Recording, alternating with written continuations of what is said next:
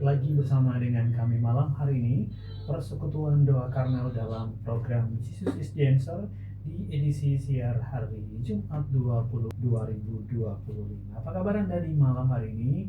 Mudah-mudahan kami menjumpai Anda tentunya dalam keadaan yang sehat dan sukacita untuk Anda di malam hari ini. Tentunya selama 2 jam ke depan kami hadir untuk sama-sama berdiskusi dengan para narasumber kita yang telah hadir di studio untuk sama-sama belajar kebenaran firman Tuhan. Dan saya akan sapa dulu pemateri kita di malam hari ini.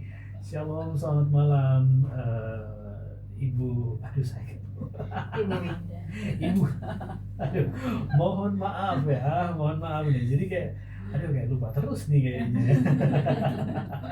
Apa kabar Bu? Ya. Puji Tuhan, baik banget Bang Rizal. Sehat ya, Sehat Oke. banget.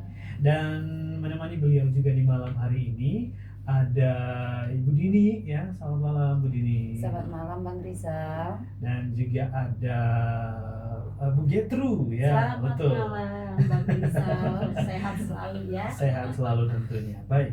Dan benar seperti biasa kami juga hadir untuk memberikan tentunya memberikan kesempatan kepada Anda untuk bisa bergabung bersama dengan kami di 081158309444 atau juga di 0819269100. Kita akan buka kebersamaan kita malam hari ini dengan doa terlebih dahulu. Saya silakan kepada Ibu Dini untuk pimpin kita dalam doa. Mari kita berdoa. Kami mengucap syukur, terima kasih Tuhan berikan bagi hidup kami. Terima kasih Tuhan tetap baik bagi hidup kami. Karena kami menyadari Engkau Allah yang setia, Engkau Allah yang tidak Tuhan. Beri kami urapan, beri kami kekuatan dan kemampuan yang terbaik, sehingga segala sesuatu yang kami lakukan semuanya dikembalikan untuk hormat pujian bagi nama Tuhan. Terpujilah Tuhan Yesus kekal untuk selama-lamanya, di dalam nama Tuhan Yesus Kristus. Haleluya. Amin. Amin. Baik ya. Dan untuk malam hari ini tema yang kita angkat adalah kemurnian melalui dapur kesengsaraan. Oke, kita tahu memang dapur itu tempat untuk masak-masak ya.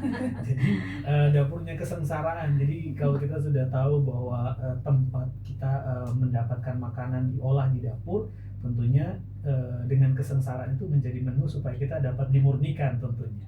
Oke, kita akan dengarkan terlebih dahulu ya. Kita akan baca dulu kali ya nats yang dipakai di malam hari ini dari Yesaya pasal 48 ayat 1 sampai dengan 22.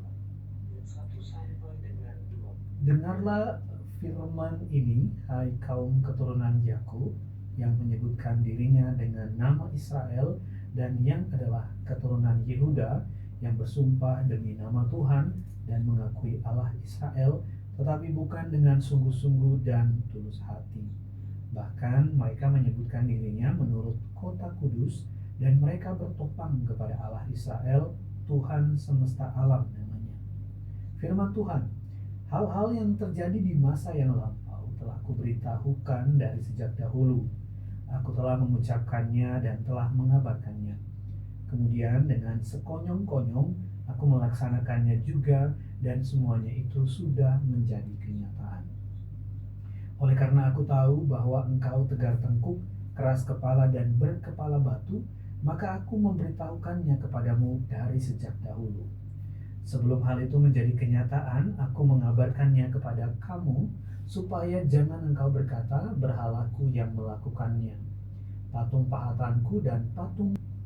Aku mengabarkan kepadamu hal-hal yang baru dari sejak sekarang, dan hal-hal yang tersimpan yang belum kau ketahui.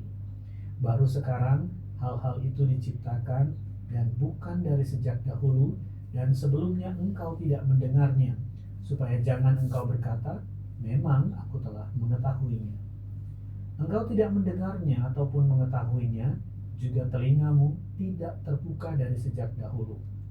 Tetapi aku telah mengetahui bahwa engkau berbuat khianat sekeji-kejinya, dan bahwa orang menyebutkan engkau pemberontak sejak dari kandungan. Sesungguhnya aku telah memurnikan engkau namun bukan seperti perak, tetapi aku telah menguji engkau dalam dapur kesengsaraan. Aku akan melakukannya oleh karena aku sendiri, sebab masakan namaku akan dinajiskan? Aku tidak akan memberikan kemuliaanku kepada yang lain. Dengarkanlah aku, hai Yakub, dan engkau Israel yang kupanggil. Akulah yang tetap sama, akulah yang terdahulu. Ketika aku menyebut namanya, semuanya bermunculan. Berhimpunlah kamu sekalian dan dengarlah, siapakah di antara mereka memberitahukan semuanya ini. Dia yang dikasihi Tuhan akan melaksanakan kehendak Tuhan Kudusmu yang Maha Kudus, Allah Israel. Akulah Tuhan Allahmu yang mengejar engkau.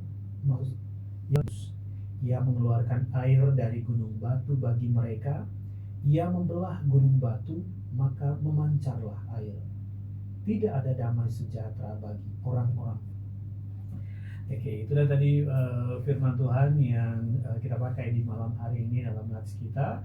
Dari Yesaya pasal 48 ayat 1 sampai dengan 22. Kita dengarkan sama-sama dulu pengantar dari Ibu Winda terkait dengan tema kita malam hari ini, kemurnian melalui dapur kesengsaraan.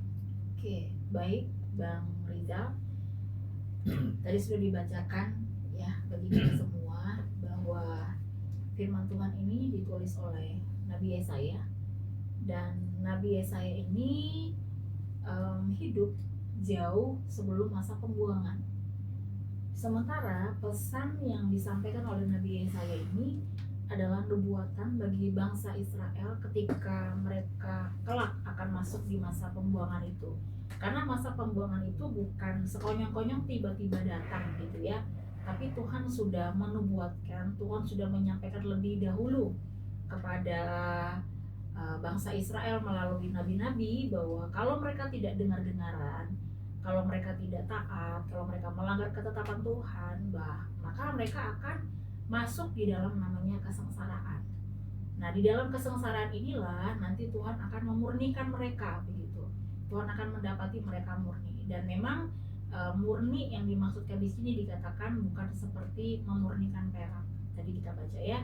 Artinya bukan seperti kayak kita melihat bahwa ini kemurnian bukan supaya mengeluarkan yang tidak baik dari logam tertentu, tetapi yang dimaksudkan di sini adalah pembuktian. Makanya dikatakan dapur kesengsaraan ya, ujian, lewat ujian. Jadi pemurnian yang dimaksudkan di sini adalah ujian yang dilakukan untuk membuktikan kualitas iman seseorang. Ini tujuannya.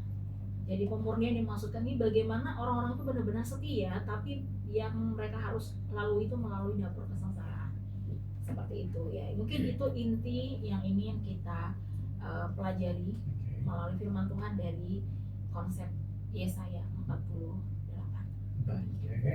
Kita akan mulai dengan diskusi kita malam hari ini, dan seperti biasa kami juga mengundang Anda pendengar untuk ikut bergabung bersama dengan kami, mengirimkan pertanyaan Anda di 0819269000 untuk kolom chat, dan juga di kolom telepon nanti di 081158309444. Anda juga bisa mengirimkan pertanyaan Anda melalui komentar di akun TikTok dan juga Facebook kami di Heartline Samarinda. Kita akan mulai dengan diskusi kita. Yang pertama, Ibu Dini, silakan. Oke, terima kasih Bang Riza. Ya, sesuai dengan tema kita adalah pemurnian melalui dapur kesengsaraan. Kita tahu bahwa di dunia ini ya Ibu Winda ya, tidak ada satupun orang yang mau sengsara, mau sakit penyakit, dia ketika dia butuh uang, dia tidak mau yang kekurangan, kemudian di dalam segala aspek bidang ekonomi, terus sosial juga. Kita bisa melihat bahwa banyak orang itu kayaknya tuh tidak mau kalau hidup sengsara, karena kita tahu kalau kesengsaraan itu pasti kepada penderitaan. Nah, sehingga membuat sebagian besar orang, tidak terkecuali orang-orang percaya, kadang-kadang itu mereka melakukan hal-hal yang menurut mereka itu bisa.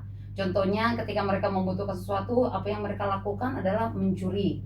Kemudian ketika mereka di dalam sakit penyakit, apa yang mereka lakukan adalah Mereka tidak hanya percaya kepada tangan dokter yang menangani, tetapi kadang-kadang mereka lari kepada yang namanya dukun, dan mereka lebih melakukan hal yang di luar daripada apa yang Tuhan inginkan. Sedangkan kita tahu bahwa rancangan Tuhan itu adalah rancangan yang penuh dengan damai sejahtera, yang membawa setiap orang-orang yang percaya kepadanya itu memiliki satu pengharapan. Nah, ketika kita membaca kitab Yesaya 48 ayat 1 sampai 22, di situ memang dikatakan bahwa setiap kehidupan kita itu pasti akan dimurnikan. Nah, sebenarnya apa makna daripada pemurnian sesuai dengan konteks? Karena kita tahu bahwa kesengsaraan itu akan memurnikan setiap orang-orang yang percaya itu supaya lebih bertumbuh iman mereka. Nah, apa makna sebenarnya kalau kita melihat dari konteks kitab Yesaya ini? Gitu. Makna pemurnian. Ya, makna pemurniannya kenapa kesengsaraan itu baik untuk memurnikan. Nah, gitu. Ya, memang kalau kita kembali ke prinsip-prinsip dasar kekristenan, Ya, ya, benar. kita akan belajar tentang kenapa sih manusia itu akhirnya jatuh di dalam dosa. Ya. Dan ketika mereka ada dalam kondisi berdosa, itu kan yang memisahkan kita dengan Tuhan kan daging kita ya. Benar. Nah, yang sebenarnya yang selalu membuat kita tuh melawan Tuhan, tidak taat sama Tuhan tuh kan daging ya. Ya. Daging. Jadi daging ini lebih berkuasa dibandingkan dengan manusia roh kita, dan selalu yang bermasalah di daging, yang membuat kita nggak dengar-dengaran kayak bangsa Israel ya contohnya. Ya. Ini kan kita ambil dari konteks Yesaya 48. Ini sebenarnya adalah nubuatan untuk nanti. Itu masih panjang waktunya dari peristiwa yang sebenarnya dialami oleh bangsa Israel di masa pembuangan Yehuda ini ya ke Babel. Itu kan ada kata Babel ya. Di situ ya ada kata Babel, Kasdim, dan itu masa-masa di mana mereka dibuang.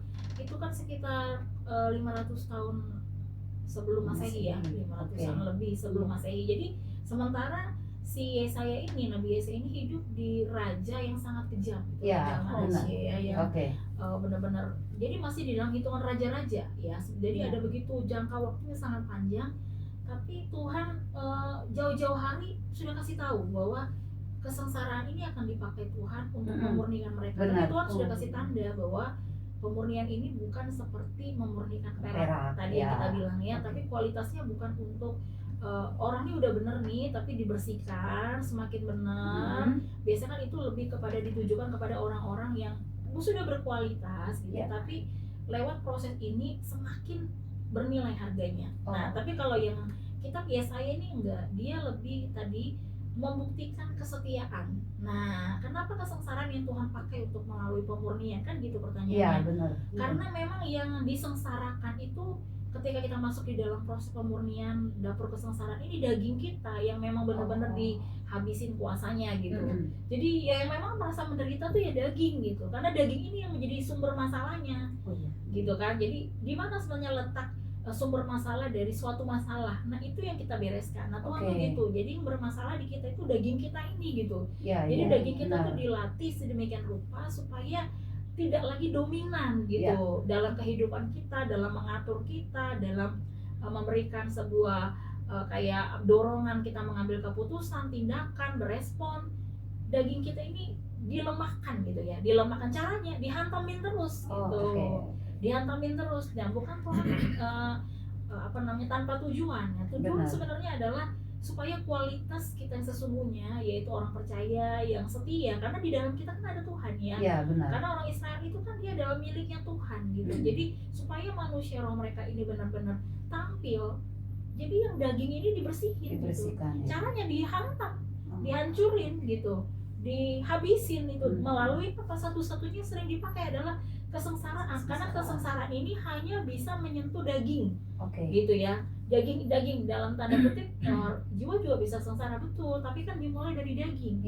Dari kejadian yang bertubi-tubi di dalam daging ini. Kalau kita nggak kuat sama Tuhan, memang akan menyentuh jiwa, apalagi kalau kita nggak kuat gitu ya. Makanya jiwa sering sengsara karena daging juga. Tapi yang sebenarnya tujuannya supaya kuasa daging itu habis. Nah, itu sebabnya kesengsaraan ini yang dipakai. Tujuannya sebenarnya untuk mematikan, untuk melemahkan kuasa daging yang memisahkan kedagingan kita dalam arti ya, kedagingan kita yang sering mendorong kita untuk tidak taat, menyakiti hati Tuhan, berontak sama Tuhan gitu. Itu yang Tuhan pakai melalui kesengsaraan. Demikian. Oke. Eh, Bu Winda, berhubung dengan apa yang dikatakan Bu Winda tadi, jadi kalau kita lihat kan di sini di ayat yang ke-9 ya, tadi ayat 9 khususnya ayat 10 ya, dikatakan aku telah memurnikan engkau, namun bukan Ya. seperti perak, tetapi aku, kata Tuhan, telah menguji engkau dalam dapur kesengsaraan. Nah tadi berbicara tentang dapur kesengsaraan. Nah saya mau tanya, mengapa Tuhan itu memilih untuk tidak menghancurkan umatnya, dalam Ya. hal ini bangsa Israel ya Mbak Winda ya, meskipun mereka itu tegar tengkuk dan tidak setia, sama seperti di ayat yang ke-9 dan yang ke-11 yang Bang Rizal tadi dibacakan. Nah yang saya mau tanyakan, apa yang dapat kita pelajari tentang kasih karunia dan kesabaran Tuhan dari hal ini? Oke ya, jadi kita harus ingat bahwa Tuhan tuh nggak pernah berubah. Dia Ya, tetap Bapa benar. yang baik. Oke. Kalaupun Tuhan menggiring anak-anaknya dalam dapur kesengsaraan, itu dia tuh ada di sana gitu ya. Iya, benar. Kan pertanyaan tadi, kenapa Tuhan nggak langsung menghukum aja gitu Ya, kan? Ya, Habis. betul. Habisin aja. Kenapa kayak disisa, kadang-kadang orang juga saking Iya. sakitnya, Tuhan mati Iya. aja sudah saya mati gitu. Kenapa tegar tengkuk? Iya gitu kan, habisin aja sini. Nah itu juga Benar. yang pernah kita bahas yang beberapa pertemuan yang lalu. Sebenarnya dari awal Tuhan bisa aja, dari manusia pertama Adam dan Hawa, ketika mereka melanggar itu kan pasti ada sorak-sorak dari musuh-musuhnya Tuhan Iya. ya. Gagal dong, padahal Tuhan menciptakan dengan begitu rupa manusia pertama. Tuhan bisa saja berhenti gitu di titik itu untuk tidak meneruskan lagi karya itu. Iya. Hancurkan aja, habis semua. Iya. Atau nggak usah disisakan lah Nuh gitu ketika ada air bah, habisin aja Iya, semuanya gitu benar. kan, Iya, selesai, nggak selesai. repot gitu ya. Iya. Nyakitin aja nih manusia. Nah itu yang kita perlu kenal Tuhan gitu ya. Oh. Kenapa Tuhan mengizinkan itu terjadi? Ya. Alkitab itu mencatat berbagai macam cerita keluarga bangsa Israel dengan segala kelemahan mereka, jatuh bangun mereka berdosa, mereka gagal, tapi kok masih ditolong sama Tuhan. Iya. Nah sebenarnya itu adalah saat kita diajar oleh Tuhan, pasti kan Roh Kudus ya yang akan menolong kita untuk mengerti Iya, firman iya. Tuhan dan melakukannya. Maka Tuhan akan memberikan kepada kita tuh sebuah pengertian melalui penderitaan yang tidak langsung menghabisi orang gitu. Kita masih bisa belajar, jahat ya sebenarnya orang Israel ini ya, tegar tengkuk sebenarnya mereka ya. Keras kepala Tapi kok ya. ya gitu ya, tapi dalam waktu dulu ya Pak, karena Iya. kalau sekarang kita bilang nanti marah-marahin orang Israel lagi ya.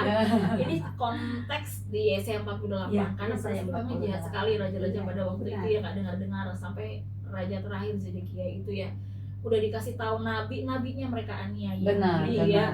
Jadi udah dikasih tahu peringatan jauh-jauh hari kayak Yesaya ini kan juga mati martir ya, dimasukin ke dalam pohon, digergaji ya, yang menyampaikan Yesaya 48 ini. Jadi jahat sekali mereka. Dikasih nubuatan bukannya malah bertobat, malah mereka tambah jahat.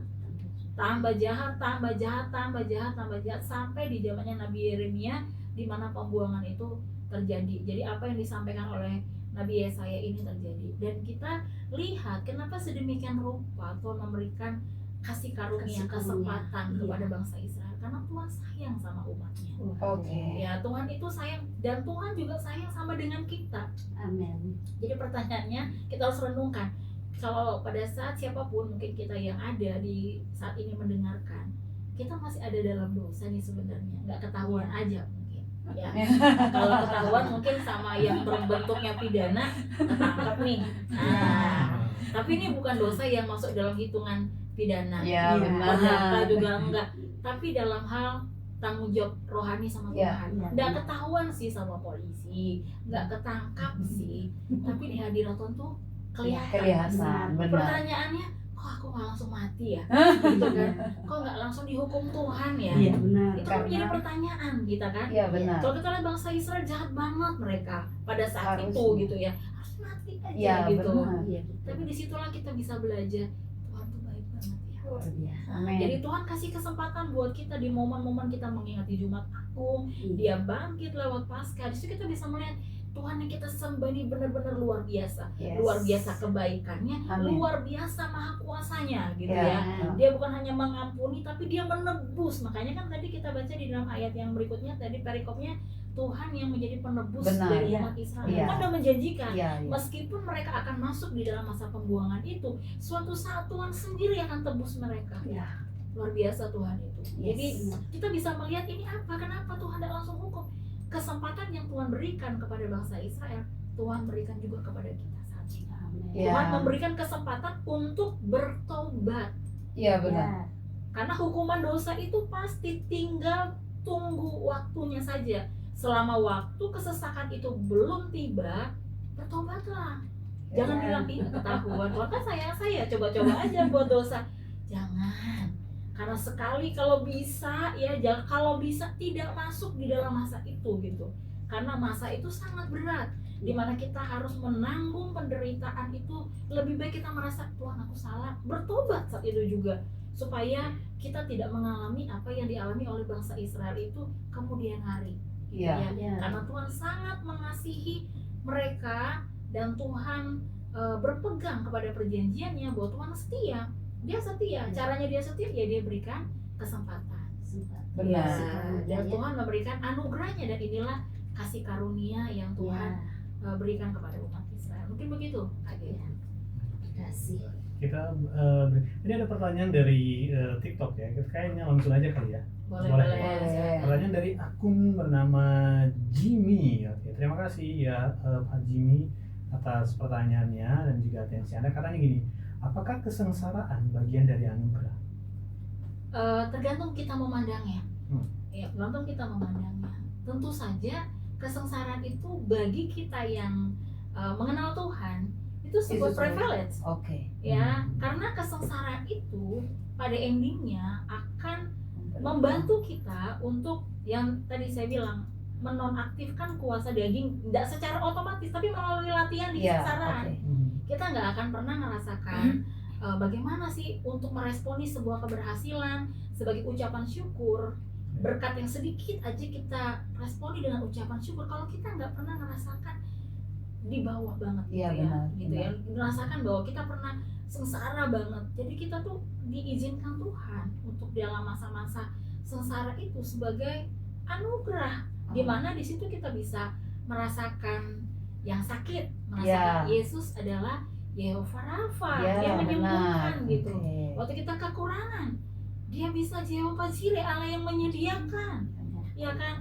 Allah yang membawa kita kepada kemenangan, Ya. Allah yang hebat, Allah yang berkuasa. Di mana kita belajar itu? Pada saat kita mengalami kesengsaraan. kesengsaraan. Oke. Itu adalah privilege yang Tuhan berikan buat orang-orang khususnya Tuhan. Bedanya kalau kita mengenal Tuhan, kesengsaraan itu membuat kita naik, Ya. bukan membuat kita hancur. Mungkin begitu. Oke, Riza. ya Jimmy, terima kasih Pak Jimmy atas pertanyaannya. Kalau nanti juga para pendengar yang lain mau bertanya, silakan di kolom komentar di akun TikTok dan juga Facebook kami, atau juga Anda bisa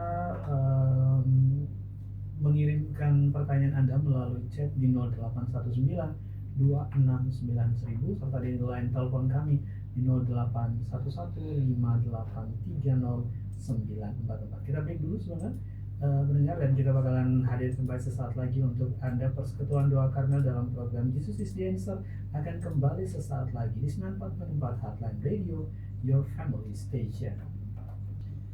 Satu pujian dari Mike Mohede dengan Terlalu Besar pendengar di malam hari ini, dan kita masih bersama dengan Ibu Winda, Bu Dini, dan juga Ibu Getru di malam hari ini dalam program Jesus is the Answer bersama dengan Persekutuan Doa Karmel di malam hari ini. Topik yang diangkat kemurnian melalui dapur kesengsaraan.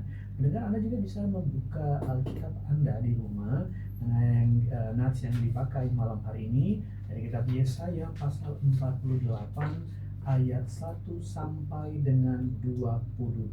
Dari Yesaya pasal 48 ayat 1 sampai dengan 22. Kita akan lanjutkan lagi diskusi kita malam hari ini. Silakan kepada Bu Getru atau Bu Ibu. Dini. Oh, Bu Dini. Oke, silakan. Baik, silakan. Oke, terima kasih Bang Rizal. Ya. Oke. Kita lanjut lagi Ibu Winda. Tadi di ayat 1 sampai 2 saya bacakan ada satu hal yang frase daripada ayat ini sangat sangat mengganggu ya. Saya bacakan di ayat 1 bagian C-nya ya. Dan mengakui yang bersumpah demi Allah, demi nama Tuhan, dan mengakui Allah Israel, tetapi bukan dengan sungguh-sungguh dan dengan tulus hati. Bahkan mereka menyebut dirinya menurut kota kudus, dan mereka bertopang kepada Allah Israel, Tuhan semesta alam namanya. Jadi kitab Yesaya ayat 1 ini secara khusus memberikan sebuah pernyataan bahwa ternyata bangsa Israel ini hanya mereka mengakui Allah itu sebagai pribadi yang memang mereka tahu dia adalah Allah yang Elohim, Allah yang besar. Tetapi mereka tidak sampai ke dalam hatinya. Makanya kan kalau kita tidak salah di dalam kitab Yesaya pun dikatakan bahwa mereka mengaku dengan mulut mereka, tetapi hati mereka itu sebenarnya jauh daripada apa yang dinamakan ketaatan kepada Tuhan. Nah, yang pertanyaannya adalah kapan, dalam hal apa saja kita seringkali bertindak seperti Israel. Kita berkata bahwa kita mengenal Tuhan, kita percaya bahwa Dia Allah yang besar, kita percaya bahwa Dia sudah bangkit mengalahkan maut. Tetapi ketika ada masalah, ketika ada kesengsaraan, kadang-kadang kita itu, iman kita itu langsung kayak itu, benar enggak sih? Iya enggak sih? Ada kekhawatiran yang kadang-kadang dalam hidup kita. Nah, kapan kita dalam hal apa saja seringkali kita bertindak seperti bangsa Israel. Kemudian yang kedua, apakah kekristenan tanpa tindakan itu berbahaya? Kita tahu bahwa kekristenan itu seringkali berhubungan dengan iman ya Ibu Widaya. Nah, apakah tanpa tindakan itu berbahaya enggak? Ataukah kekristenan itu kita tahu bahwa kasih karunia Tuhan itu ada dong. Nah, apakah hanya ketika kita mengaku Tuhan terus kita tidak ada tindakan, bisa enggak gitu loh dengan kekristenan gitu. Ya, gitu.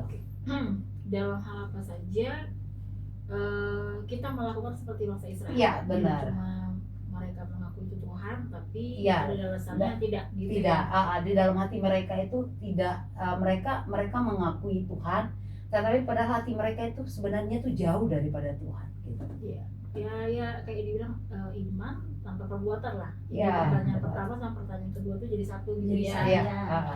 Iya, Ya seperti hari-harinya yang tadi Mbak Dini bilang ya, kita mengaku percaya, mungkin nyanyi lah ya.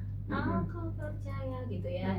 Berkatmu atasku melimpah, oke, karena kita fine Ya, kita benar. berkat gitu ya, kita lagi terima banyak. Nah, waktu kita diizinkan Tuhan masuk di dalam dapur kesengsaraan, sebenarnya itu tujuannya untuk pemurnian gitu, karena iblis pun minta itu kepada Ayub. Dia bilang sama Tuhan kan, kita baca dalam kitab Ayub, baik itu aja dia ini kan saleh. Ya, benar. Karena dia Tuhan semua, Tuhan handle, Ya. keluarganya Tuhan pagari, semuanya Tuhan berkati, apa yang dia minta Tuhan kasih gitu ya, wajar dia saleh. Sampai akhirnya Tuhan mengizinkan Ayub didorong masuk di dalam dapur Iya, kesengsaraan. kesengsaraan benar. Itu ya, di situ dikatakan dia benar-benar habis banget, tapi terbukti pada akhirnya dia lulus ujian. Iya. Setelah dia lulus ujian, kualitasnya oke, dan Tuhan mempercayakan 2 kali lipat kepada Benar, Ayub. Nah, benar. seperti itu juga yang bisa kita alami. Kayaknya mungkin ya, ini mungkin karena kita Kristen dari lahir. Iya. Kayaknya sih kita nggak bakal gitu ya ninggalin Tuhan. Iya, benar. Setia banget nih kita sama Tuhan. Baru Nggak lahir mungkin sudah ya, nggak Kristen. mungkin deh gitu, karena udah papa mama Kristen, Iya. mungkin kita ada kebiasaan, bahkan mungkin kita pelayanan aktif di gereja, tapi kita nggak pernah digiring Tuhan untuk masuk di dalam pemurnian ini. Iya. Nah, sementara di depan kita ini ada begitu banyak tantangan yang Iya. akan menguji iman kita Iya, sebenarnya. benar. Dan hal-hal yang fine buat daging kita itu sebenarnya lagi diobok-obok ya. Jadi kita harus waspada bahwa sekarang masa-masa pemurnian itu sedang terjadi. Iya. Gitu ya. Jadi realnya kan sekarang ini seperti apa ketika kita masuk dalam kehidupan bangsa Israel ini, masa-masa ini kita harus hati-hati karena keadaan kita ya di dalam kita menuju penggenapan janji Tuhan untuk dia datang kali yang kedua, memang kan akan datang masa-masa yang sukar. Ya, benar. Kualitas manusia akan semakin bobrok, Yes. lebih hidup buat dirinya sendiri, Ya, di mana manusia saling membenci, saling menganiaya, sehingga kita tuh nggak bisa mengharapkan manusia. Satu. Ya. Kemudian keadaan ekonomi itu kita sudah dikasih tahu juga akan semakin gak baik. Itu Ya. cukup menyengsarakan bagi Benar, banyak orang benar. gitu ya. Nah di situ kita yang tadi saya bilang udah Kristen dari lahir dan kita fine saja dalam keadaannya sangat baik, dan kita belum mengecap namanya kesengsaraan yang akan masuk di dalam dapur kesengsaraan itu gitu ya. Ya belum tentu gitu kita tahan uji. Nah, dan itu berbahayanya kenapa? Kalau kita cuma mengaku dari mulut saja seperti bangsa Israel, buat kita berbahayanya adalah kita bisa menyangkal Tuhan suatu saat. Oh, oke. Ya kan? Kita kan bisa meninggalkan Tuhan gitu. Terus yang berikutnya, kita nggak bisa jadi kesaksian, bahkan melalui kita mungkin ada begitu banyak orang-orang yang tersandung gitu gara-gara hidup kita yang tidak setia, tidak kuat, yang cuma bilang oh kenal Tuhan, tapi ketika dia masuk dalam sebuah proses ternyata dia nggak kuat karena memang dia banyak hal ya, dia tidak sesuai dengan apa yang dia percayai, dengan imannya, dengan perilakunya. Ya, jadi cuma di mulut tapi di dalam ini belum teruji. Ya, benar. Nah, makanya kita bersyukur kalau kita diizinkan Tuhan masuk di dalam masa-masa ujian yang gak enak buat daging, di mana disitulah kita benar-benar berteriak, kita mendekat, kita yang dulunya cuma sekedar oh ya Tuhan aja, tapi kita melekat sama Tuhan sungguh-sungguh, kemudian kita menjadi satu sama Tuhan sungguh-sungguh, kita kenal Tuhan sungguh-sungguh melalui proses demi proses kita sebut mungkin dapur kesengsaraan. Nah ini yang akan menuntun kita supaya kita pada akhirnya itu tidak binasa, dan kita tuh bisa bukan hanya tidak binasa ya, tapi kita tuh bisa menikmati gitu apa yang Tuhan janjikan gitu, karena Tuhan tidak pernah merencanakan kecelakaan. Benar, amin. Kesengsaraan itu hanya Tuhan pakai untuk membentuk kita sementara waktu. Sementara waktu aja, itu bukan selama-lamanya. Kesengsaraan itu akan pakai. Nah itu tujuannya apa ya, ini tadi pertanyaannya, supaya kita yang kemarin-kemarin cuma mengenal Tuhan dari pikiran, dari lahir, dari bibir doang gitu, iya dari kata orang gitu ya, akhirnya mengenal Tuhan secara pribadi, ya sangat berbahaya untuk sekarang bagi diri kita sendiri, karena kita mungkin dengar pengajaran sekali selamat terselamat, benar, Yesus, tapi dengan kasih karunia, dikasih karunia lah, oh nggak apa-apa kita buat aja, itu bahaya banget, karena itu akan membawa kita sendiri akhirnya kita ketika menghadapi badai yang semua akan mengalami itu semua, tinggal versinya beda-beda, ya kan, ya versinya beda-beda dengan tingkatan yang berbeda-beda. Kalau kita nggak kenal Tuhan baik-baik, kita nggak masukkan Tuhan dalam hati, artinya kita menyatu dengan Tuhan, maka kita akan melepaskan kepercayaan kita dan akhirnya kita binasa gitu ya. Untuk menerima keselamatan memang tidak ada syaratnya, tapi kan Tuhan bilang kerjakanlah keselamatan itu dengan takut dan gentar. Artinya dalam perjalanan itu kita harus tetap berjalan bersama-sama dengan Tuhan, ikuti maunya Tuhan. Karena Yesaya 48 ini menjadi peringatan, ini belum terjadi loh, masih kurang lebih ratusan tahun. Ada jangka waktu yang sangat panjang dari Yesaya menyampaikan ini sampai kejadian mereka dibuang. Ada begitu banyak kesempatan yang Tuhan berikan bagi orang Israel untuk mereka bertobat, harusnya bertobat. Nah, tapi ternyata akhirnya mereka masuk juga di situ ya, dibuang ya, dan dibuang itu, dan itu sangat berbahayanya di situ. Mereka akan sengsara. Bukan ujian kesengsaraan itu bukan sementara, tapi bisa panjang mereka alami kalau mereka tidak sungguh-sungguh sama Tuhan, cuma mengaku lewat mulutnya. Karena semua, baik kita yang kenal Tuhan baik-baik, mau mereka pun yang tidak kenal Tuhan baik-baik, semua akan mengalami pemulihan ini. Nah, tapi bedanya kalau kita mengenal Tuhan, maka kesengsaraan ini akan meningkatkan kualitas kita untuk kita bisa menikmati yang Tuhan janjikan. Nah, tapi kalau enggak, yang lain terlepas.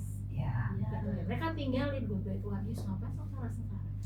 Sementara di luar ada tawaran instan dan lain sebagainya. Itu yang berbahayanya bagi keselamatan jiwa mereka, dan akhirnya mereka bisa ngeboyong banyak orang untuk menjauhi Tuhan.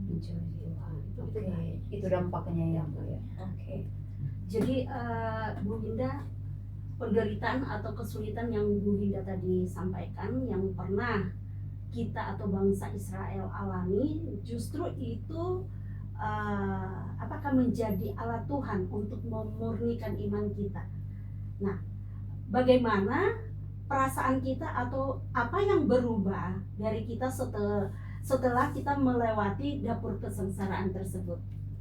Pastinya karena tujuan dari Tuhan, kan kita harus kembali ke tujuannya Tuhan ya. Jadi Oke. bukan definisi atau mungkin gambaran kita. Harusnya dia kalau mengalami penderitaan harusnya dia kayak gini, enggak. Kita kembali ke tujuan Tuhan. Tujuan Tuhan memurnikan saya ada. Tujuan Tuhan memurnikan Kak Getru, Tuhan punya tujuan. Ya. Bang Rizal, Tuhan punya tujuan. Dini juga demikian. Ya. Jadi masing-masing kita tuh punya tujuan masing-masing. Tuhan menggiring kita karena Tuhan punya panggilan yang istimewa ya kepada kita masing-masing. Karena semata-mata Tuhan itu kalau memurnikan kita supaya kita kembali kepada tujuan ilahi. Oke. Itu ke tujuannya Tuhan. Jadi bukan kepada tujuannya kita gitu. Ya, Jadi benar. tujuan Tuhan memurnikan itu supaya kita ini kembali ke tujuannya Dia semula untuk melahirkan kita, menciptakan kita di muka bumi. Nah kalau kita nggak murni ya maka nggak bisa karena Tuhan itu adalah roh ya, dan murni maksudnya di Ya. sini bukan murni dalam pengertian yang tadi ya, tapi murni di sini sudah kemurnian secara iman, kepercayaan kita sama Tuhan. Jadi benar-benar dia sekali Yesus tapi Yesus gitu ya. Jadi taat, jadi percaya juga dia taat sama Tuhan. Percaya melakukan apa yang Tuhan mau, dan itu memang kalau kita aplikasikan ke zaman sekarang banyak perintah Tuhan itu yang nggak berdarah-darah sebenarnya, tapi butuh kehancuran hati daging untuk melakukannya. Contoh ya, misalnya kita mengampuni saja. Itu kalau nggak ada Tuhan, Tuhan bilang ampuni loh. Ya, Kalau nggak benar. ampuni, kamu tinggal dalam kegelapan Ya. loh. Kalau kamu tinggal dalam kegelapan itu berarti kamu dalam bayang-bayang maut loh. Benar. Ya, berarti itu sebabnya medis pun mengakui orang yang menyimpan kepahitan, dendam dan lain sebagainya, maka dia akan mudah sakit dalam sakit-sakit tertentu. Benar. Karena firman Tuhan sudah ngasih tahu itu gitu ya. Ya. Kamu harus hidup dalam terang Tuhan. Ampuni nggak bisa. Daging ini demikian sakit. Gitu. Ya.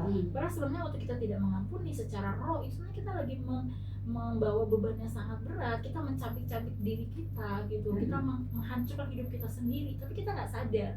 Kenapa? Karena selfish tadi. Daging ini masih saya tersakiti, saya. Nah itu ya. Jadi itu contoh aja. Ini itu ya. merupakan pemurnian juga. Ya, dan kita kan juga belajar ya untuk fokus gitu kan.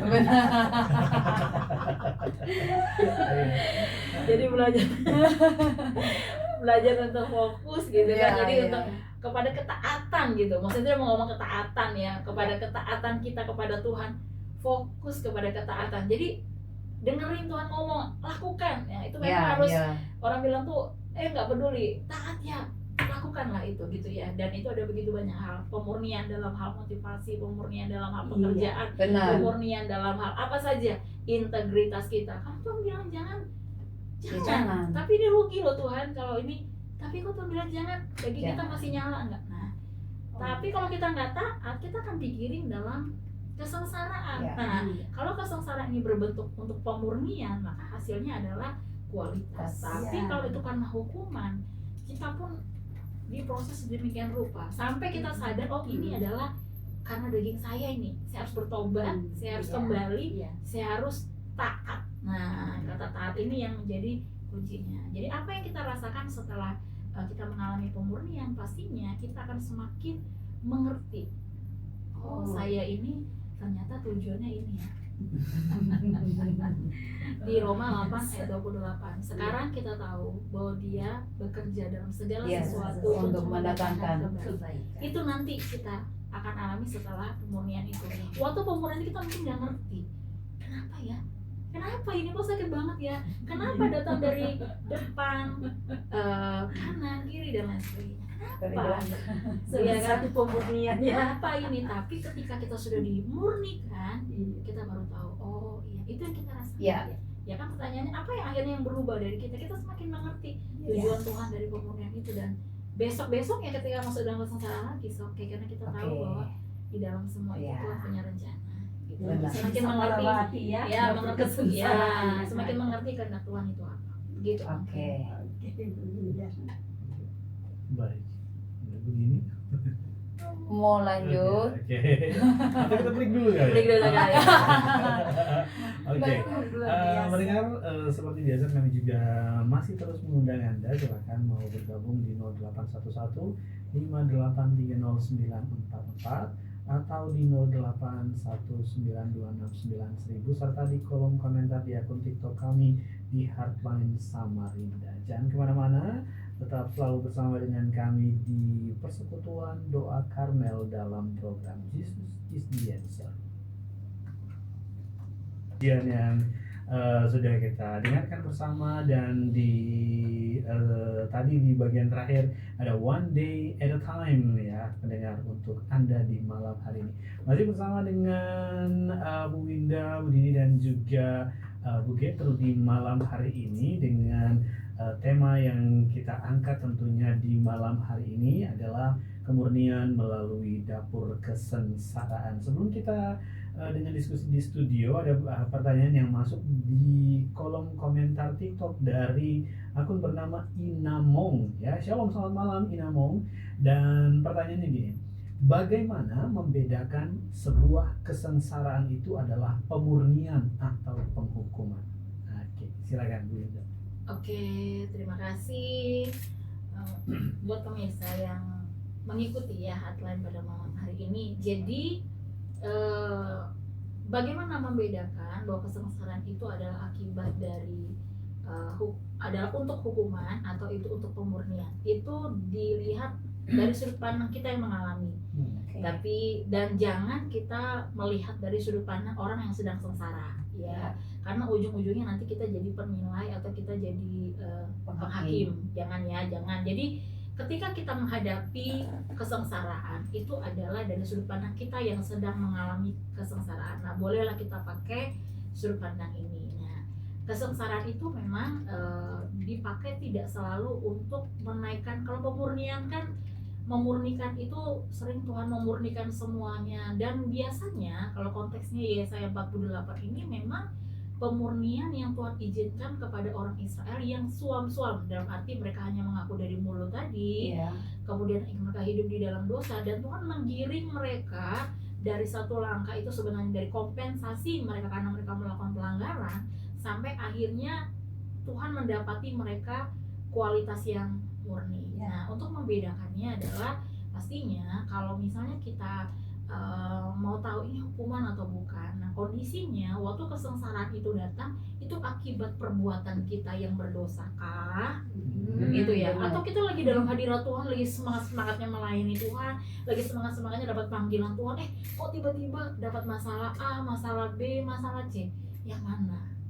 Kesengsaraan itu datang. Pada saat apa? Oh, pada saat saya ini tadi saya kepepet tadi seperti yang Mbak Dini bilang di awal, kemudian akhirnya saya mencari pertolongan dari pihak lain. Ternyata pihak orang lain ini benar-benar ternyata jahat, dia menipu. Sekarang saya sengsara, sengsaranya nggak cuma sekarang, tapi sengsaranya itu panjang banget. Nah, itu karena kita salah dalam mengambil keputusan. Mungkin kasar kalau kita bilang itu hukuman, tapi bahasa Indonesia bilang itu hukuman atau disiplin atau mungkin kompensasi dari apa yang kita alami, karena sebab musababnya adalah karena memang kita yang salah mengambil keputusan, mengambil tindakan gitu, dan kita biasanya sadar karena Roh Kudus pasti menginsafkan kita. Nah, kesengsaraan yang dimaksudkan ketika kita berbuat dalam dosa bukan untuk menghukum dan menghancurkan, bukan, tapi kesengsaraan itu dikasih seperti kayak kita tuh apa ya, sadar-sadar bertobat gitu loh. Karena kalau kita dibiarkan ketika kita melakukan pelanggaran dan tidak ada konsekuensinya, kita tidak akan bertobat. Karena tujuan dari kepertobatan adalah kita menerima anugerah. Kita diselamatkan dan kita hidup benar. Bukan berarti orang yang hidup benar ini tidak ada kesengsaraan. Nah, orang yang hidup benar ini, yang hidup dalam semangat yang bernyala-nyala, justru hidup dalam motivasi yang benar, dia akan mengalami kesengsaraan tetap. Tapi prosesnya bukan untuk kompensasi dia melanggar, tapi untuk memurnikan iman setianya kepada Tuhan, gitu loh. Yang kemarin levelnya kayak kita bilang tadi, kayak kisahnya Ayub di awal, dari kata orang Tuhan itu besar, dari kata orang Tuhan itu baik, dari kata orang Tuhan itu penyembuh. Tapi ketika dia mengalami sendiri dengan Tuhan, dia sendiri bisa menyaksikan sungguh Tuhan itu besar. Yes. Sungguh Tuhan itu penyembuh. Yes. Sungguh Tuhan itu Allah yang menyediakan Amin. Ya. Amin. tawaran apapun yang di hadapannya yang dia terima ketika dia sudah dimurnikan Tuhan. Kamu lagi sedih, kamu kan lagi butuh, kamu lagi kepepet, kamu lagi kejepit, ini loh ada tawaran. Enggak, di waktu yang lalu Tuhan sudah tolong. Aku percaya di waktu ini pun Tuhan pasti tolong. Amin. Kenapa? Ya. Karena sudah teguh, sudah murni imannya. Dari mana dia belajar? Yang waktu lalu Ya. dia mengalami kesengsaraan. Akibatnya ketika dia menghadapi kesengsaraan berikutnya, dia cepat naik, cepat. Bahkan kesengsaraan itu malah membuka pintu-pintu yang sebelumnya nggak pernah dia pikirkan Oh, iya. dan akan mengupgrade kehidupannya, gitu ya. Dan ini pemurnian yang meningkatkan kehidupannya dalam segala pihak. Tapi kalau tadi karena kita ngambil keputusan yang salah, nah akhirnya kita harus menerima konsekuensi. Tapi Oke. ingat, di posisi itu pun Tuhan menemani kita Ya, karena dia benar. baik untuk menggiring apa? Kesengsaraan ini untuk menggiring kita bertobat. Ya. Ya. Kalau kita sudah bertobat sungguh-sungguh, Tuhan bisa bawa kembali. Meskipun Oke. stepnya mulai lagi dari awal, nggak apa-apa, semangat aja. Mungkin begitu, Bang Riza. Oke, baik. Itu dia dari pertanyaan dari yang bernama Imamon, dan selanjutnya kita ke Mbak Dini gitu. Oke. Silakan. Ya, terima kasih Bang Richard. Ya. Di ayat 11 saya lihat di situ ada kata, aku tidak akan memberikan kemuliaanku kepada yang lain. Aku tidak akan memberikan kemuliaanku, ada kata kemuliaanku. Nah, apa artinya hidup demi kemuliaan nama Tuhan? Itu yang seperti yang dikatakan oleh ayat 11. Dan bagaimana kehidupan yang seperti ini, Ibu Winda, kita terapkan prinsip-prinsipnya ya. Kita terapkan dalam kehidupan sehari-hari. Itu seperti apa? Kita, Tuhan tidak akan memberikan Kemuliaanku. kepada yang lain. Ya, kepada Makanya yang Tuhan lain. mengambil tindakan tadi. Ya, benar. Nah, jadi kan kita hidup demi kemuliaan Tuhan. Nah, apa makna, apa artinya atau Benar. maknanya? Ya. Kemudian bagaimana prinsip tersebut kita terapkan dalam kehidupan sekarang ini. Gitu. Oke, sebentar, Bang Rizal. Yang baik dari Jacqueline Chelsea di malam hari ini, pendengar. Dan tadi kita sempat terputus dengan pertanyaan dari Ibu Dini. Barangkali langsung dijawab aja kali ya, Bu Winda. Atau diulang lagi, perlu diulang lagi kayaknya Bu Winda ya, supaya lebih. Ya, intinya. Oke, silakan. Oke, intinya apa arti hidup di dalam kemuliaan Tuhan. Nah, dari hal tersebut, bagaimana prinsip-prinsip arti hidup dalam kemuliaan Tuhan ini kita terapkan dengan kehidupan sekarang ini, gitu, Ibu Winda. Oke, jadi hidup dalam kemuliaan Tuhan. Jadi hidup untuk Tuhan ya. Hidup Ya. untuk yang kita lakukan itu bukan lagi untuk menuruti keinginan kita secara pribadi, Oke. tapi bukan lagi untuk, memang kita punya apa ya, cita-cita, kita punya kerinduan. Biasanya kan Tuhan bekerja bersama-sama dengan kita ya, Iya. untuk memberikan kepada kita inspirasi, mengarahkan kita melalui isi hati kita kemana sebenarnya goal kita gitu ya. Hari ini kalau anak kecil ditanya mau besar jadi apa, atau mungkin Tuhan akan menuntun kita gitu ya. Dan untuk hidup dalam kemuliaan Tuhan, kita memang harus bertumbuh, berjalan bersama-sama dengan Tuhan, karena yang kita hidupi ini adalah arah ilahi. Ya. Dan itu memang banyak proses di dalamnya. Seringkali bahkan keinginan kita tuh bisa Tuhan ubah seret gitu ya. Iya, Bisa benar. ubahnya hanya untuk menuntun kita kepada goalsnya Tuhan. Iya. Nah, jadi kita memang harus dengar-dengaran dalam kehidupan sehari-hari.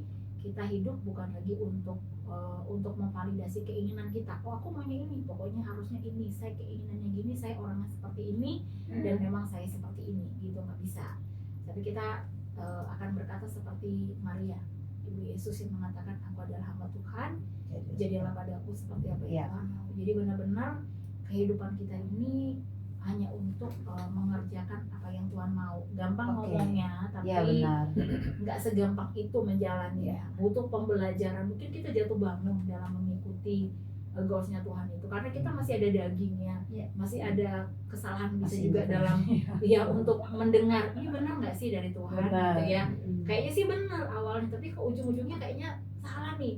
Tapi di situ selama kita berjalan bersama-sama dengan Tuhan nggak apa-apa, jangan menyerah. Dan Tuhan Benar. akan tuntun lagi Ya. kita, bangkit lagi, kita semangat lagi untuk belajar. Karena Tuhan tuh nggak pernah menghakimi kita gitu ya. Ya. Kita jatuh pun, kita salah pun gitu, selama kita sadar Tuhan aku salah, aku perlu Tuhan ini untuk kita Ya. bangkit lagi, pegang tanganku. Tuhan dia pasti akan memegang tangan kita, menuntun kita, angkat lagi. Selama kita berseru kapanpun gitu ya, kita minta tolong, Tuhan pasti akan menolong kehidupan kita. Jadi nggak usah langsung kayak orang Kristen, nggak bisa langsung tahu dia udah umur berapa terus tiba-tiba langsung tahu kehendak Tuhan tuh nggak bisa gitu ya. Mungkin ada kita yang sudah ikut Tuhan puluhan tahun pun masih belajar untuk mendengar maunya Benar. Tuhan tuh apa sih sebenarnya Iya. gitu ya, masih belajar sampai benar-benar kita sudah di titik di mana memang sudah waktu kita kelar. Nah, kalau tugas kita udah selesai di Iya. situ, tapi selama kita mengikuti apa yang Tuhan kehendaki, kita berjalan dalam terang Tuhan, dan itulah kemuliaannya Tuhan. Kita hanya punya kerinduan untuk memuliakan Tuhan. Daging kita harus kita ajar, harus Benar. kita Ya. didik, Tekan ya. tekan gitu ya. Yang menekan itu dasarnya apa? Pasti dasarnya firman Tuhan. Yes. Yang mudah kita baca karena sudah diubah, diterjemahkan dalam bahasa Indonesia. Persoalannya adalah mau nggak sih kita melakukannya? Ya. Hanya itu aja sih. Karena mengikut Tuhan itu pasti akan bertentangan dengan daging. Benar. Biasanya akan bertentangan dengan kesukaan orang banyak. Ya. Ya, orang banyak tuh arahnya ke sini, tapi Tuhan tuh biasanya beda. Apalagi arah-arah sekarang ini banyak sekali Tuhan menuntun kita ke arah-arah yang memang kadang berlawanan, karena dunia sedang menurun dalam nilainya, semakin mengarah kepada kejahatan, menghalalkan Ya. segala cara. Otomatis anak-anak kerajaan Allah, anak-anaknya Tuhan akan melakukan yang sangat berbeda, akan bertentangan. Itu sebabnya seringkali mereka yang ada di dunia pekerjaan atau mungkin kita-kita yang ada di bidang kita masing-masing harus menghadapi resiko itu. Mau nggak kita bayar harga untuk kemuliaan nama Tuhan? Mau nggak? Karena Tuhan juga bilang, kalau kita tadi baca di dalam Yesaya 48, apa yang Tuhan nubuatkan demi kemuliaan Tuhan, Tuhan Ya. akan melakukannya.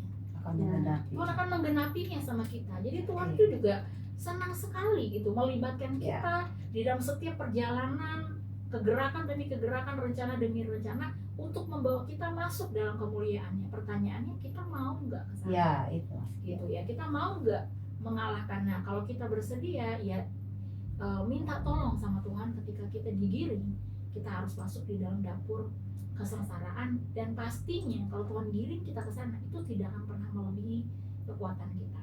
Karena Tuhan udah bilang, kalaupun itu kadang melebihi kekuatan kita, kita rasa pada saat itu juga Tuhan akan memberikan kepadamu kekuatan supaya kamu dapat menanggung semua Ya. itu. Selama kita berjalan bersama-sama dengan Tuhan, percaya bahwa kesengsaraan itu tidak akan menghancurkan kehidupan kita, tapi justru akan menuntun kita untuk melihat, mengalami, berjalan dalam kemuliaannya Tuhan.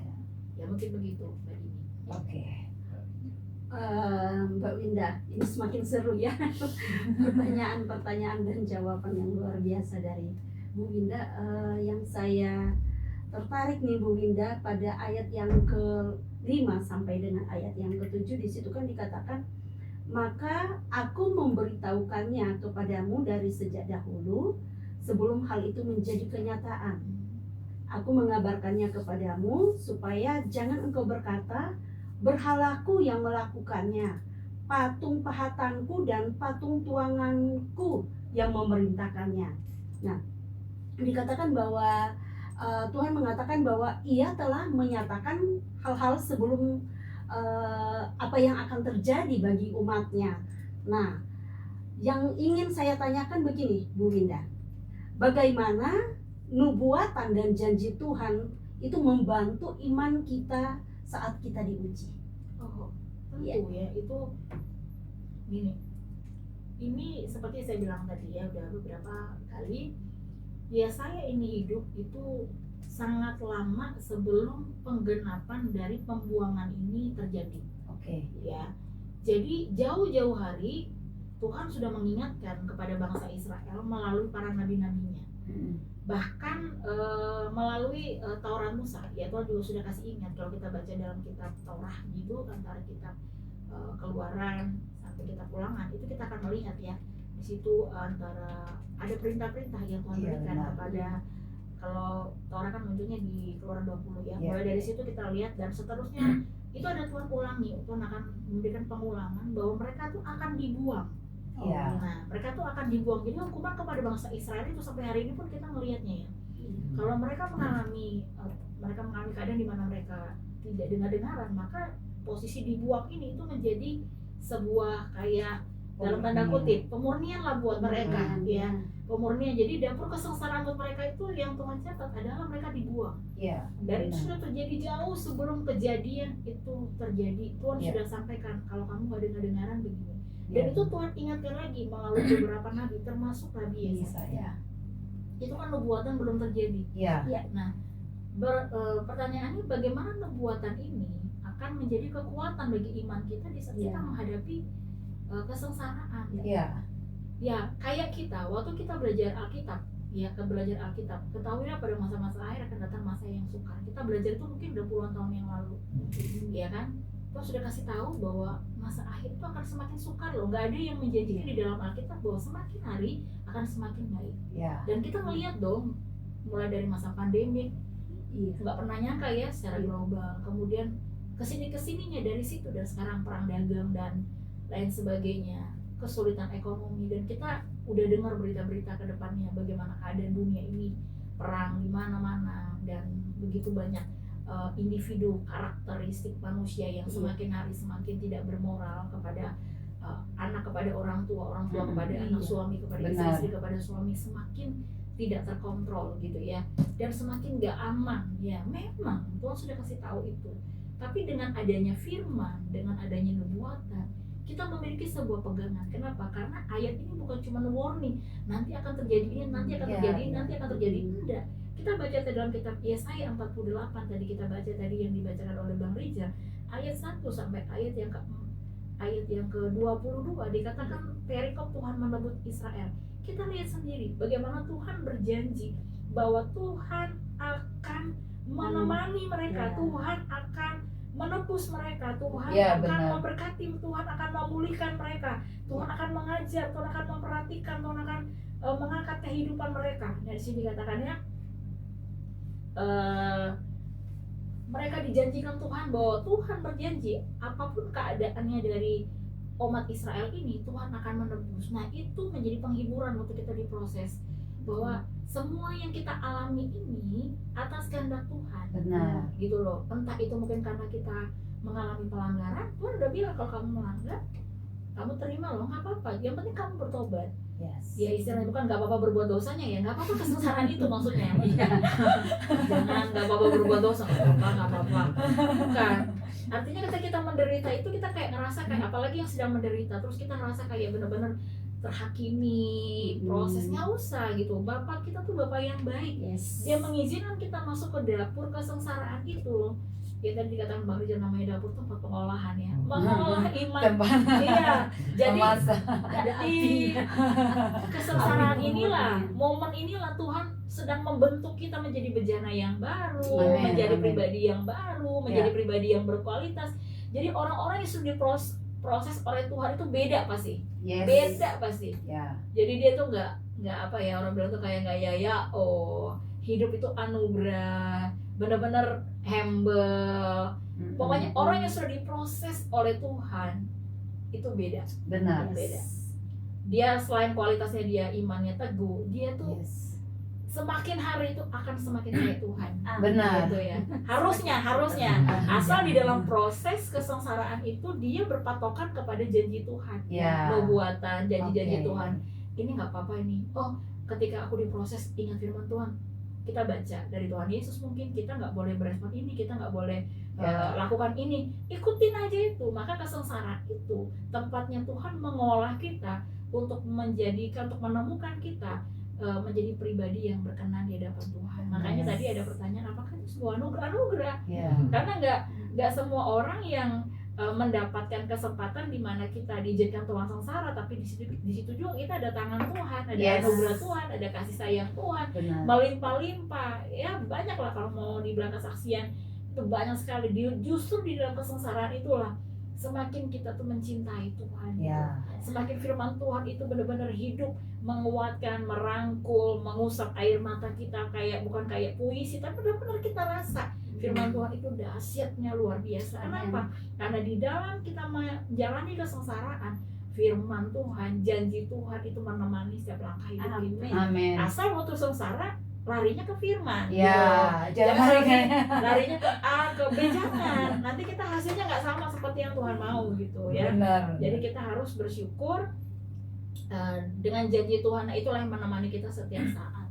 Firman Tuhan itu dahsyat dan ajaib. Pakai firman Tuhan sebagai penghibur, sebagai penolong, sebagai sumber kekuatan waktu kita sedang diproses menghadapi dapur kesengsaraan. Karena tujuannya sekali lagi untuk memurnikan dari versinya Tuhan. Ya, Ya, jadi kalau orang-orang yang sengsara, kita jangan jadi di atasnya mereka kemudian menilai mereka ini benar. sengsara karena mereka berkualitas atau karena mereka berdosa.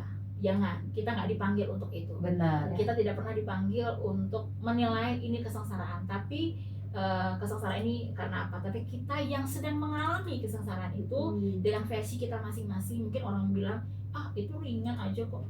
Beda dengan kita. Mungkin kita bilang, ini berat banget, kamu nggak boleh kayak gitu dong. Ini berat banget buat saya, ini berat banget yang ngejalaninnya. Nggak apa-apa, jalani aja bersama-sama dengan Tuhan. Kasih karunia-Nya selalu Tuhan berikan sesuai Amin. dengan porsi kita Ya. masing-masing gitu ya. Mungkin begitu. Oke. Masih ada lagi? Mau lanjut aja, Bang? Oke, kita lanjutkan lagi. Oke. Satu pertanyaan. Satu pertanyaan lagi. Oke. Ayat 18. Berbicara tentang damai sejahtera seperti sungai jika umatnya mendengarkan perintah Tuhan.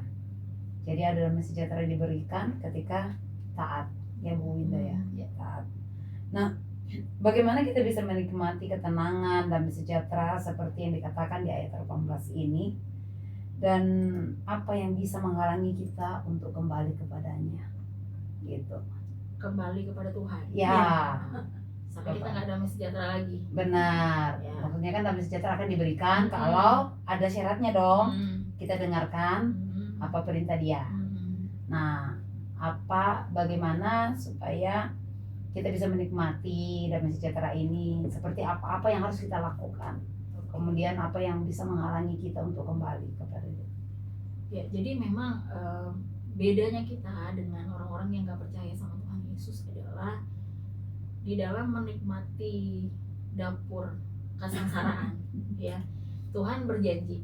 Tuhan Yesus bilang sebelum Dia naik ke sorga, damai sejahtera ku berikan kepadamu dan damai sejahtera-Ku kutinggalkan bagimu gitu ya. Jadi intinya ada damai sejahtera double yang kita punya, damai sejahteranya Tuhan dan damai sejahtera yang benar-benar Tuhan kasih buat kita. Jadi double banget Tuhan bilang, damai sejahtera aku berikan, damai sejahtera aku, pokoknya double. Jadi intinya dan itu kan Tuhan sebelum naik ke surga. Jadi karena Tuhan tahu bahwa di muka bumi ini anak-anak Tuhan, kita murid-murid Tuhan ini, karena kita masih hidup di tengah-tengah dunia, kita akan menghadapi berbagai macam tantangan, ujian, proses pemurnian demi pemurnian itu terjadi. Dan membedakan kita dengan orang yang nggak percaya adalah kita memiliki ketenangan damai sejahtera. Karena apa? Karena Tuhan yang kita punya itu bukan Tuhan di luar, di atas, kanan dan kiri, tapi Tuhan yang imanen, yang tinggal sama kita. Makanya namanya dikatakan Immanuel.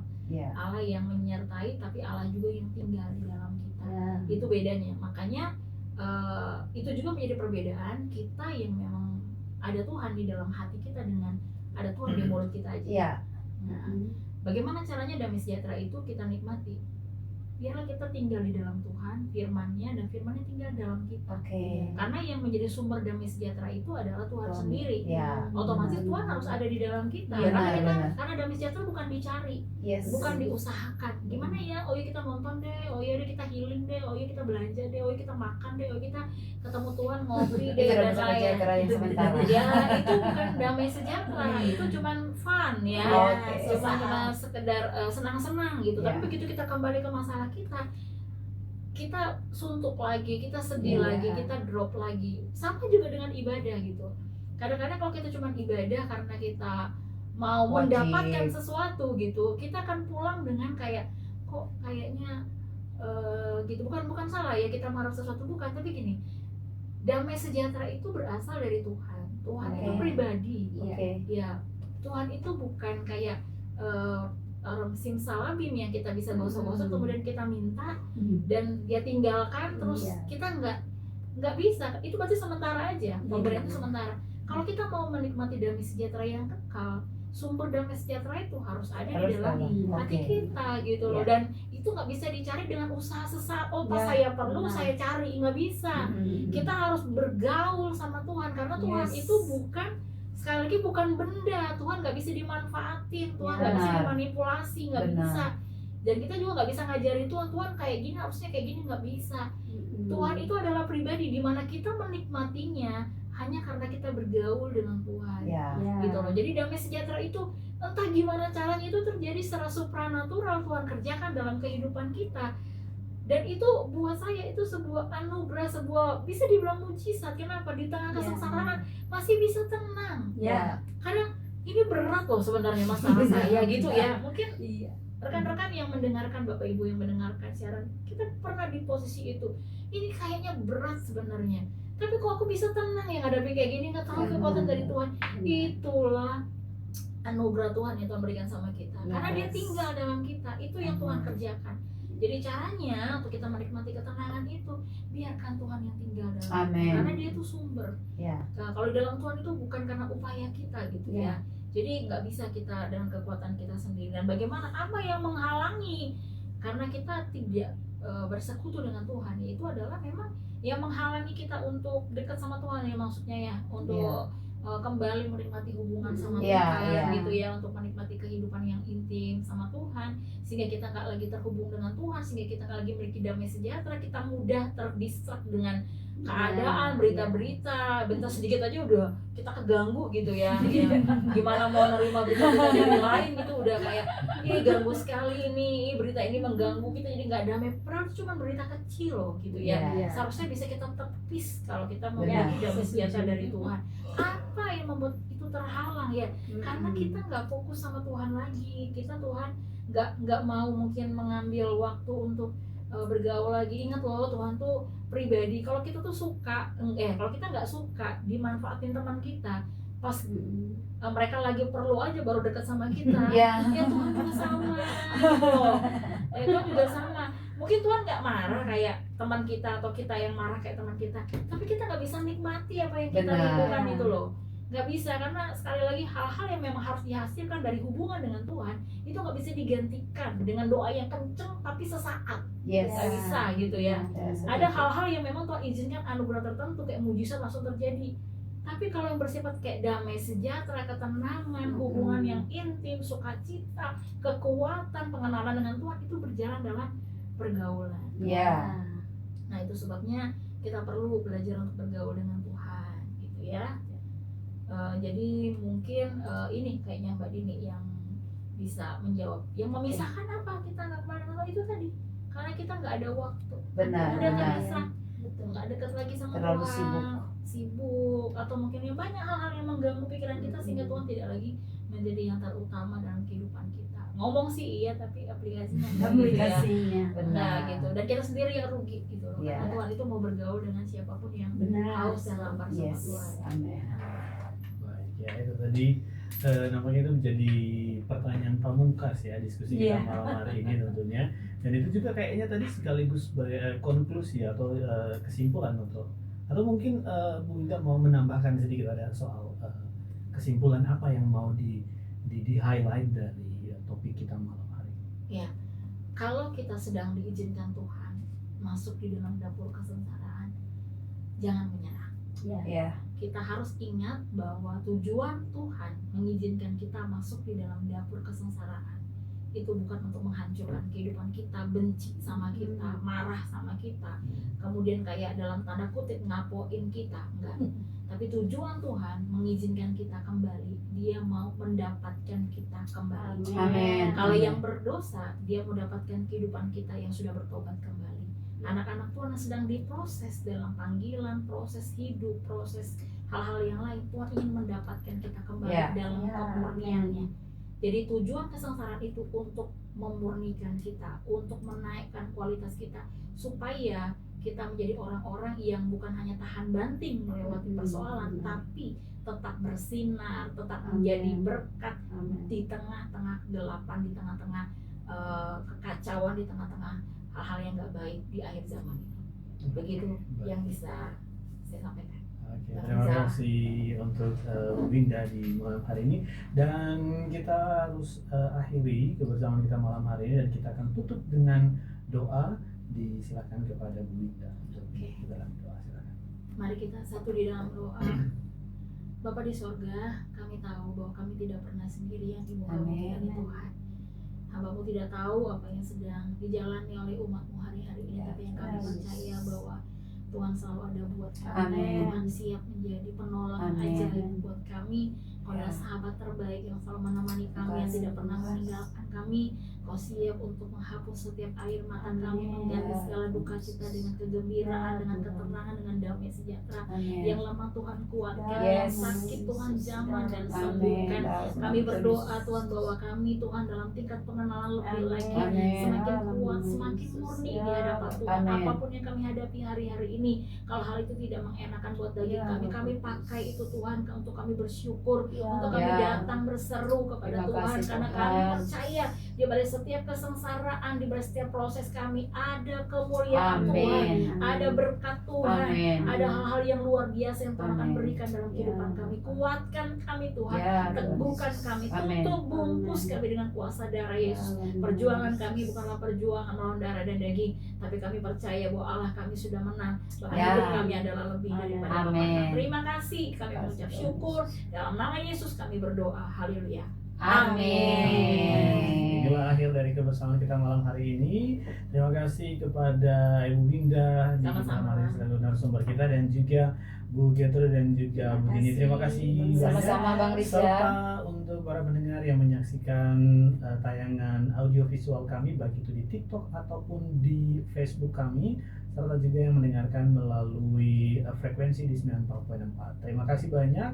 Dan kita harus akhiri, kami mohon maaf apabila ada salah-salah kata yang kami ucapkan sepanjang kami bersiaran di malam hari ini. Kita akan berjumpa di lain kesempatan dari kawasan Jalan Kebahagiaan 27C Samarinda. Kami pamit undur diri. Keep on growing and never give up. Bye-bye. Bye.